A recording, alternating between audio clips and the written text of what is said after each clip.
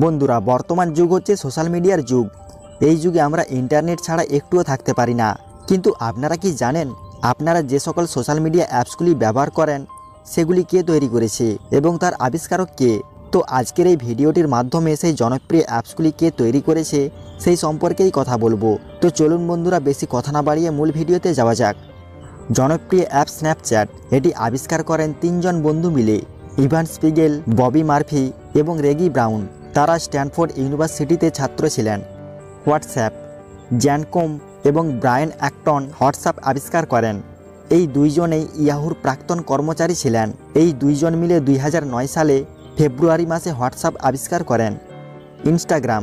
এটি আবিষ্কার করেন কেভিন সিস্ট্রম এবং মাইক ক্রিগার। যখন এটি তৈরি করা হয়েছিল তখন এর নাম ছিল বারবেন্স এবং পরে এর নাম পরিবর্তন করে রাখা হয় ইনস্টাগ্রাম। Skype application. এটি পৃথিবীর সবথেকে বিখ্যাত এবং পুরাতন একটি মেসেঞ্জার। এই অ্যাপসটিকে মূলত তখন ব্যবহার করা হতো যখন স্ন্যাপচ্যাট, ফেসবুক এবং হোয়াটসঅ্যাপের মতো কোনো মেসেঞ্জার ছিল না। এই জনপ্রিয় অ্যাপসটিকে আবিষ্কার করা হয়েছিল 2003 সালে সুইডেনের নিকলাস জেনস্ট্রম এবং ডেনমার্কের জানুস ফ্রিস। টেলিগ্রাম। টেলিগ্রামের প্রতিষ্ঠাতা হলেন পাবেল দুর্ব এবং নিকোলাই দুর্ব।